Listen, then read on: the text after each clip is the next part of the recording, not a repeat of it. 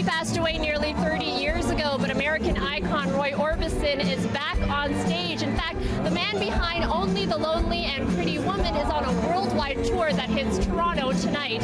And did I mention it's a hologram version, of course. Ladies and gentlemen, Roy Orbison.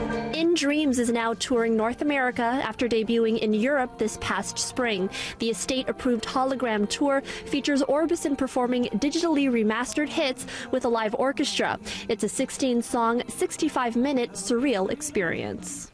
Because it's a hologram, it doesn't move around the stage. So in the case of Roy Orbison, it happens to be a perfect match. Music industry expert Eric Alper believes there's a market for nostalgic tours where audiences are given the chance to see artists they didn't get to see when they were alive or wish to see again. He believes where the technology stands at the moment, an Orbison hologram tour just makes sense. He didn't move around the stage. He wasn't dancing and doing splits like James Brown or Michael Jackson. He was just there singing along with his guitar. Though there is an element of interaction. At the end, Orbison's hologram thanks the audience and then turns to the orchestra. Although there are mixed feelings among artists and fans alike about the idea of recreating musicians in hologram form, this tour proves there's growing interest in the field. So how is this going to affect the industry and artists who are touring now? Newer up-and-coming bands are looking at this saying, well, now we have to compete with potentially dead people on the live circuit, which was one area where once you passed away, you didn't need to compete with them in that aspect of it. Now, everything is up for grabs again.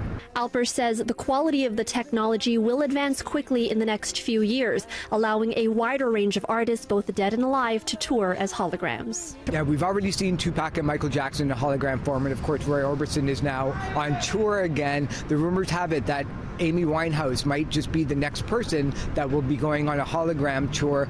Base Hologram, the company behind the Orbison tour, is currently working on an Amy Winehouse show that is set to debut in 2019, going on a worldwide tour for 3 years. According to Winehouse's father, the money will go towards the Amy Winehouse Foundation, which assists young people dealing with substance abuse. We're keeping her name alive. We're keeping her legacy alive. Her legacy is not just about music now. Her legacy is something else. Her legacy is about helping young people. But I would imagine that artists like Paul McCartney or Elton John or David Bowie's estate are looking at this as well, saying, well, it may not be the final tour for us just yet. All the Sandman tiptoes to my room. The North American leg of the In Dreams tour wraps up in Florida on November 19th and is set to hit Australia next year. From the Sony Centre, Natividad, City News.